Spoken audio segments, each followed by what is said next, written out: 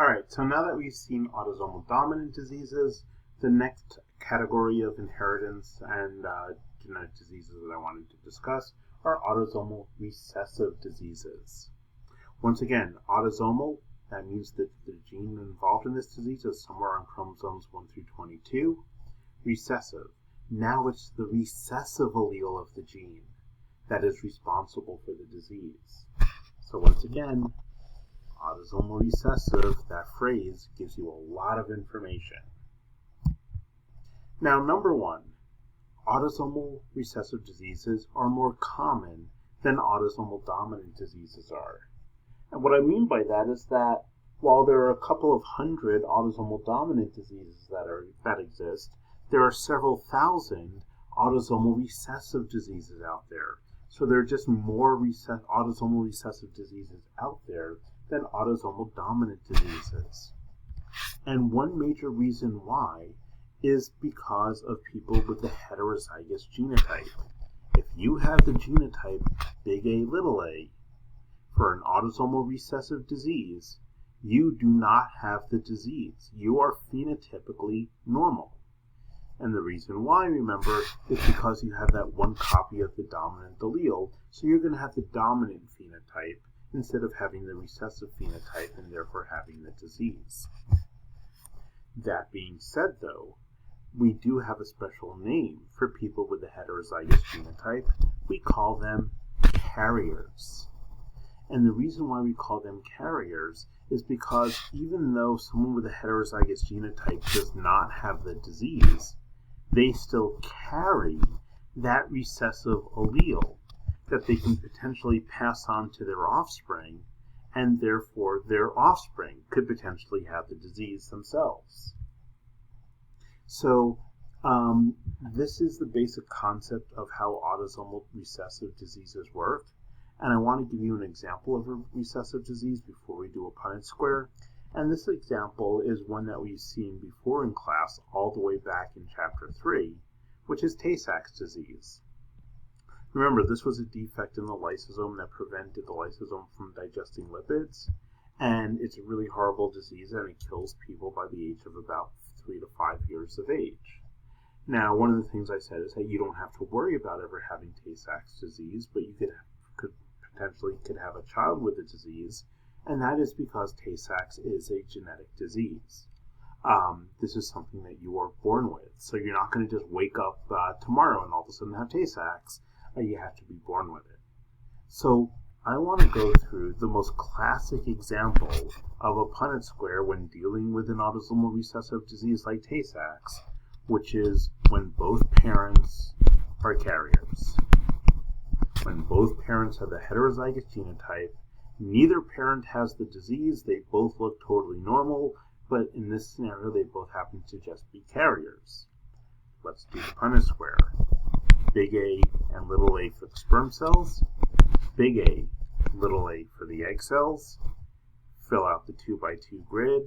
And really what you should be doing is pausing the video and doing the Punnett square yourself, and then seeing how to do it if you didn't know what to do by watching me.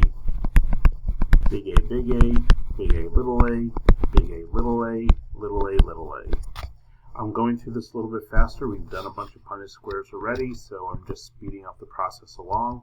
One of the things that you'll see is that as you do more and more Punnett squares, you will get more and more comfortable, and you'll speed up how you do them. So that's a really important thing as well, is that the quicker you can do Punnett squares, the easier you can answer these questions, and you'll be good to go. So mom and dad get together. What's the probability they're going to have a kid with Tay-Sachs disease? Well, genotype of someone with Tay-Sachs disease is little a. So the answer, 25% chance. 1 out of 4 shot that they're going to have a kid with this disease. Now, this is unfortunately how recessive diseases work in real life. That mom and dad are both completely healthy, they have no idea that they're carriers, and then boom, all of a sudden they have a sick kid, and congratulations, you just learned that you're both carriers for this genetic disease. It's a horrible way to, find out about this, but this is classically how this occurs. Now, people might say, well, what about genetic testing? It's like, can't people just get tested to see if they're carriers for diseases? And the answer is, yeah, sure. I mean, you can. But here's the thing. There are several thousand different autosomal recessive diseases out there. Which one do you want to get tested for? Oh, and yeah, by the way, these tests cost money. So, yeah, because of that, it's really hard to get tested for all these sorts of different recessive diseases. So, unfortunately, things like what I just showed you in the Punnett square here is how people actually find out that they're carriers for these diseases. Okay, I want to get away from the autosomes now and talk about the sex chromosomes, specifically the X chromosome, when dealing with X-linked inheritance. So, number one, I've said before, if you have two X's, you're female. If you have an X and a Y, that you're male. And obviously, if we're dealing with X-linked inheritance, that's saying that these genes are located on the X chromosome. Now, it turns out that there are genetic diseases involving genes on the X chromosome, and it turns out that most of these diseases are recessive. So a lot of the times we deal with X-linked recessive genetic diseases. Now, why talk about genes on the X chromosome separately from genes on autosomes? Well, let's take a look. If you're female, you have two X chromosomes. So actually for females, this is no different than an autosomal disease, because you know that if you want to have the recessive phenotype for an X-linked disease, you just need to have two copies of the recessive allele, one on each X chromosome, just like autosomal diseases. So just like we saw with autosomal recessive diseases, you need to have two copies of the recessive allele. For females in X-linked recessive diseases, it's the same deal. Females have two X chromosomes. They just need both of those alleles to be the recessive one to have the disease. But males, well, we just have to go and screw everything up, because males only have one X chromosome, because males also have a Y chromosome as well. And here's the deal. The X chromosome and the Y chromosome have completely different genes on it. So if a male only has one X chromosome and he has the recessive allele for a gene on that X chromosome, then that's it.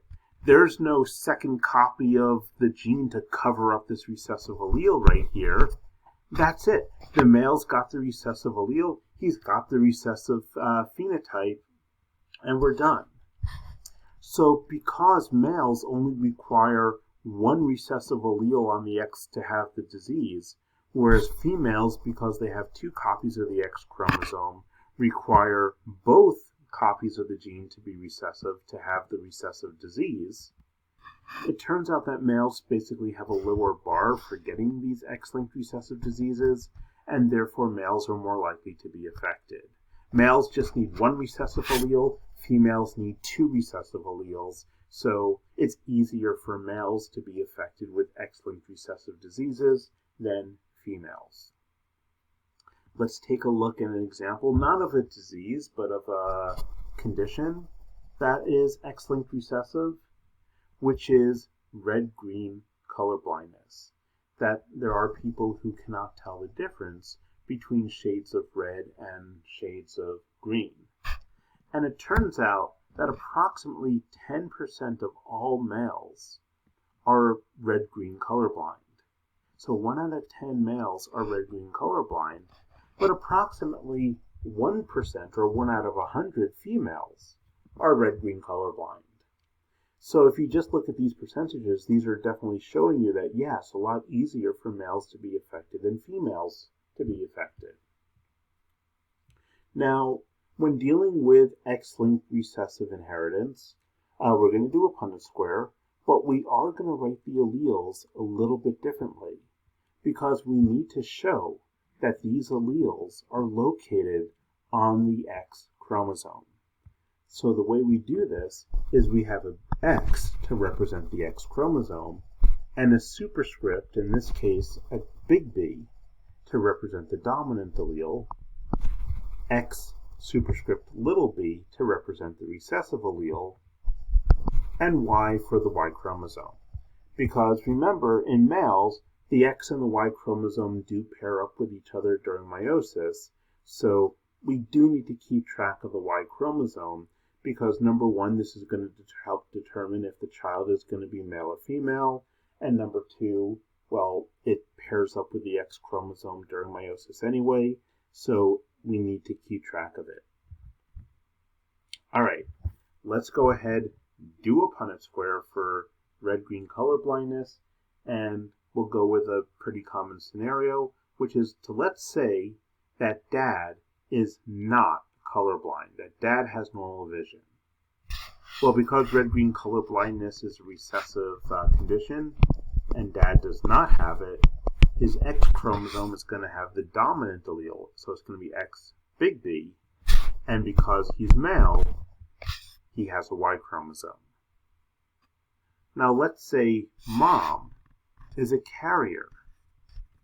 Well, what would her genotype be? Well, we know that carriers are going to have the genotype, or the heterozygous genotype, so her genotype is going to be X big B, X little b.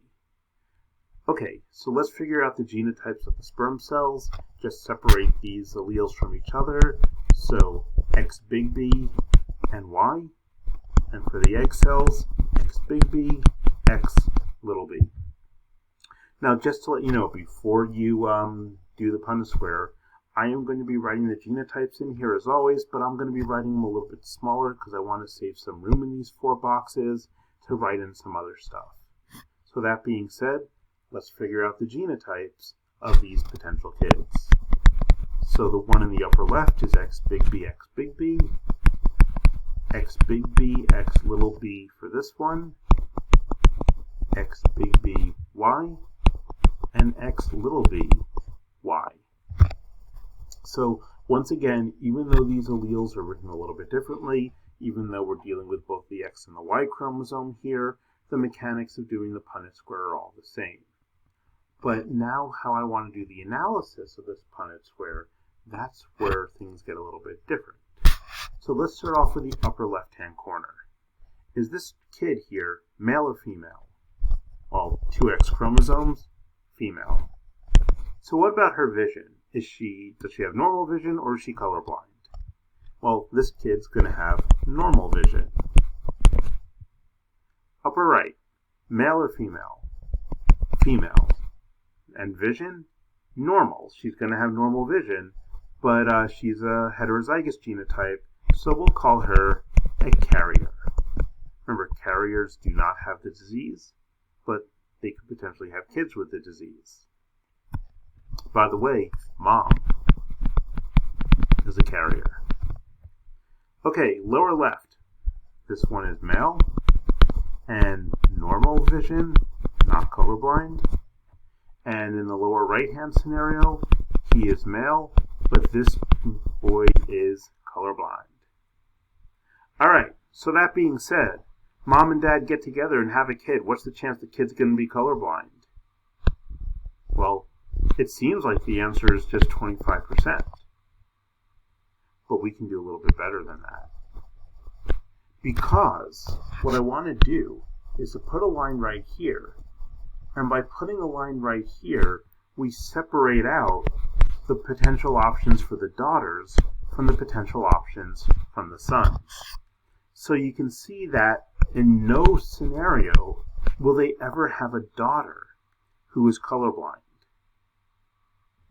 But if they have a son, the son has a 50% chance of being colorblind, while the daughter has a 0% chance. So you do need to separate out the offspring by gender here, because knowing whether the kid is male or female is going to change the odds of that kid having the disease. So you need to be a little bit more specific in your analysis when dealing with this.